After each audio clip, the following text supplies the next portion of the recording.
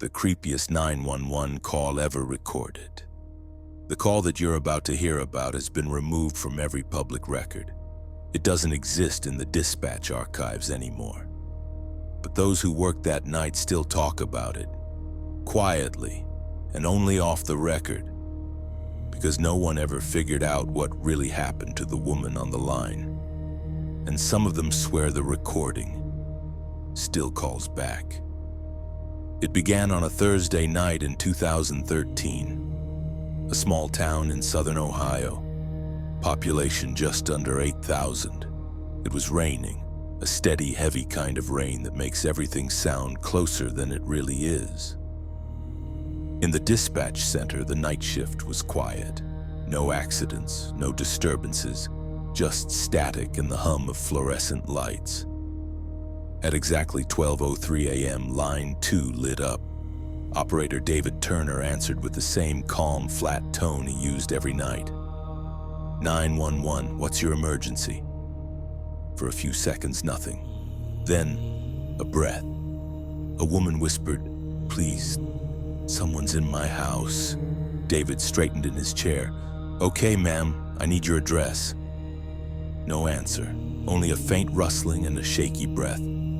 Then she spoke again, barely audible. "He's upstairs." "He's been standing there for hours," David typed rapidly, trying to keep her talking. "Do you know him?" "No," her voice cracked. "He just appeared." She sounded like she was crouched low, whispering through her hands. The background was silent. No TV, no cars outside, nothing but her voice and the steady patter of rain. David said, "Okay, stay calm." "What's your name?" "Laura," she whispered. "Please, he'll hear me." "Laura, I'm sending officers right now. Are you safe where you are?" "I locked the door." "I'm in the laundry room." Then, silence again. He heard her breathing fast, uneven. He heard faint footsteps above her, slow, deliberate, wood creaking, someone moving. Then the sound stopped, and Laura whispered, "He knows I'm here." David kept his voice steady. "Laura, listen to me. Don't move. The officers are close. Just stay quiet." Her breathing quickened. Then she said something that made his fingers freeze above the keyboard. "He's looking at the wall." David frowned. "Can you describe him?" "He's just standing there. He looks wrong." "Wrong how?" "He looks like me." David hesitated. "I'm sorry, what?" "He looks exactly like me," she whispered. "Same hair, same shirt. He's barefoot." He's smiling for a moment. Neither of them spoke. Then David said, "Laura, I want you to get out of the house. Is there another exit?" But she didn't answer. Then the call picked up faint thudding. Slow steps descending a staircase. Her whisper came again, trembling. "He's coming down." She started to cry quietly. "Please, tell them to hurry." "They're almost there," David said, though the nearest unit was still 6 minutes out. He lied, just to keep her calm. Then, a crash, glass breaking, and a muffled scream. David sat up straight. "Laura, are you there?" Static. Then a whisper so soft it barely registered. "He's outside the door." Then 3 quiet knocks, each perfectly spaced. David froze. He heard the knocks clearly through the line. Then a voice, male, calm but eerily similar to hers in autumn, said, "Open the door." Laura screamed. The call erupted in noise, movement, footsteps, the phone clattering. Then silence. Complete, absolute silence. When the responding officers arrived 9 minutes later, the front door was unlocked. Lights on, TV playing white noise. But the house was empty. They found the phone still connected on the laundry room floor. The door was locked from the inside, and the window above the washing machine was open, rain blowing in. But there were no footprints leading out, only one set of wet prints across the tile floor, small, bare feet. identical to hers. The officers called it in. David sat frozen, staring at the waveform on his monitor. The call had ended, but the line was still active. And then, just before he hung up, something came through. Faint, almost buried in the static. A whisper. "She's not gone. She's still on the call." The technicians replayed it a dozen times. It wasn't feedback. The voice wasn't reversed.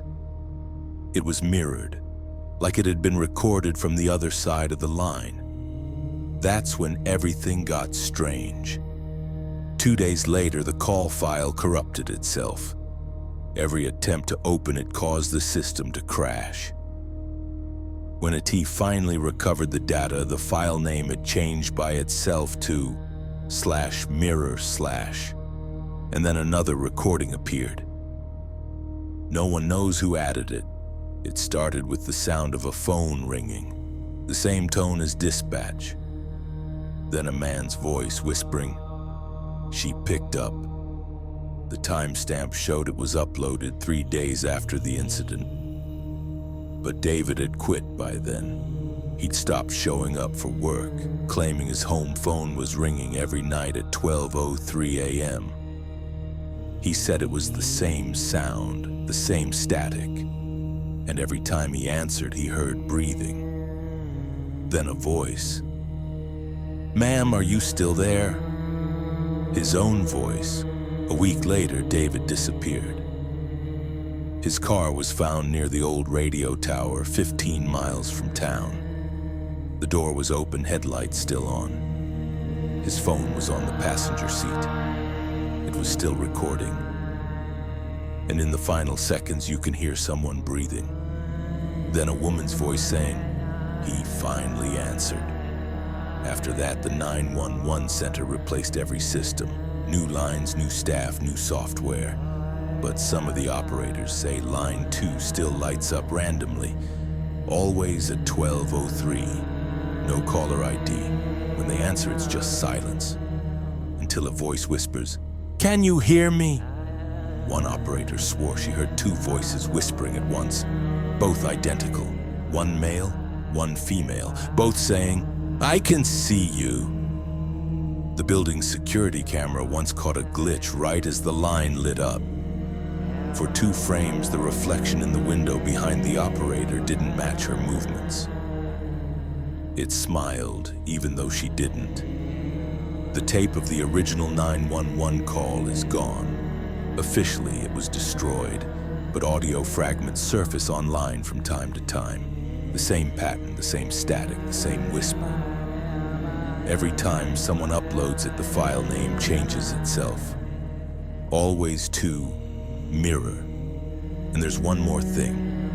Every recovered recording on every single one ends with a woman's voice, faint but clear.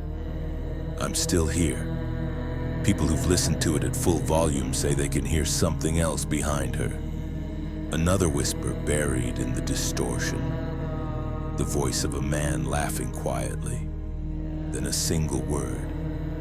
"Again." No one knows where the original call came from or if it ever really happened.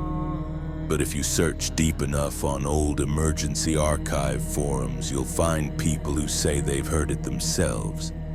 Always between midnight and 1 in the morning. Always the same sequence. And always ending the same way. With someone else picking up on the other end. So if your phone ever rings after midnight and you hear nothing but static, don't say anything. Don't breathe. Don't listen. Because if you do, you might hear a faint whisper say your name. And once you hear it, you can't hang up. If you heard it too, hit like subscribe and tell me what you think it meant.